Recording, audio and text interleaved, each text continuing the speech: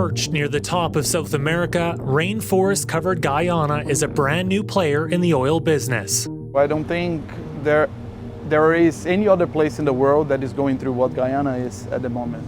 An environmental champion, a rare net-zero emission nation, is now the world's latest petrostate. Everybody got really excited while the environmentalists shock in their boots. A rare opportunity for prosperity paired with worries for the future. It cannot be an oil and gas driven economy only. We will go downhill. No matter where you go in Guyana, every town, village, and city is a construction zone. Roads and bridges, hospitals and hotels, industrial and residential developments. Semi-trucks drive around the clock, delivering rock and sand to job sites throughout the nation. The entire South American country booming. 20 years ago, our economy was struggling to survive. We were barely feeding ourselves. The opportunity we have right now is an opportunity of a lifetime. We as Guyanese should all capitalize on those opportunities. There's a plethora of work for construction companies like his, but there is a shortage of workers. And that's one of the reasons why you see wage and salary keep going up, because we're poaching from one another. It's a small pool, and we're all trying to take from that little pool. The oil bounty is large for such a small country, the population less than 1 million. The struggle is to not squander the wealth. Instead, tackle the lengthy to-do list of overcoming poverty, improving education, and saving for the future too. If you have all the wealth and you have an abundance of wealth and it's not managed properly, definitely you can go right down to ground zero. Guyana has the fastest growing economy in the world for 5 years in a row, jumping by 44% last year alone. This oil company growing and hiring rapidly. It's really wonderful. I don't think there is any other place in the world that is going through what Guyana is at the moment. So we see a lot of companies wanting to do business in Guyana. Local businesses are also thriving. So it's a very positive business environment at the moment. Along the way, many growing pains persist.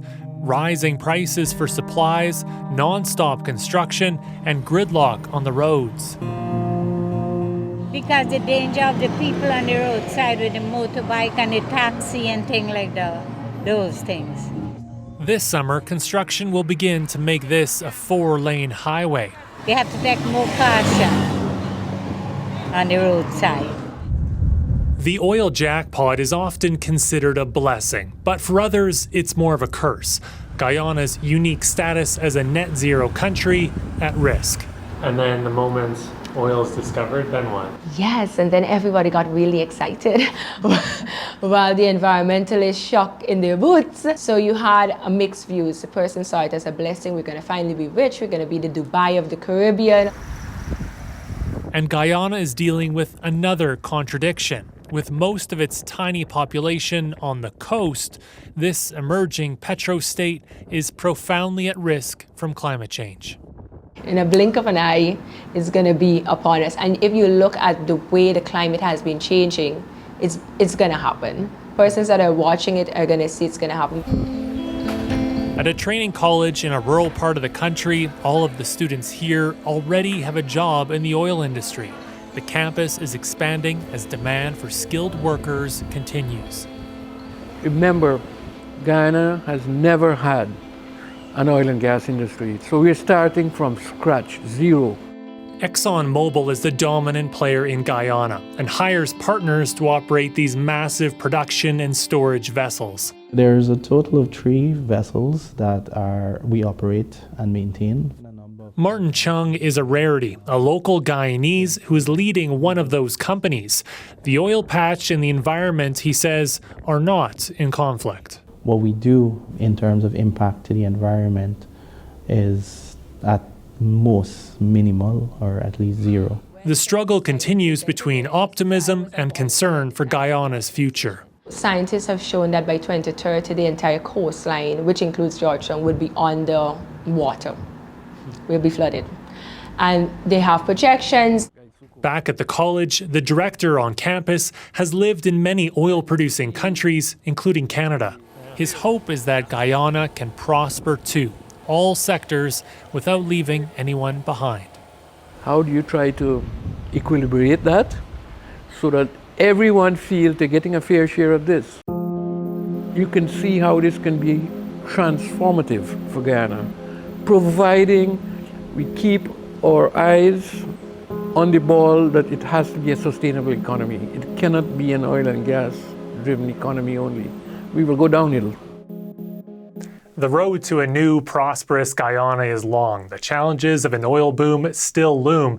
Yet no number of those concerns can cloud the reality Guyana has struck the oil lottery and now has the riches to lift its people out of poverty, a tiny country now awash in transformational wealth.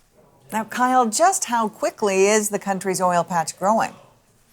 Well, so far, the consortium of oil companies led by ExxonMobil has invested more than $50 billion US in developing Guyana's offshore oil fields. That spans 3 operational mega projects and another 5 in development.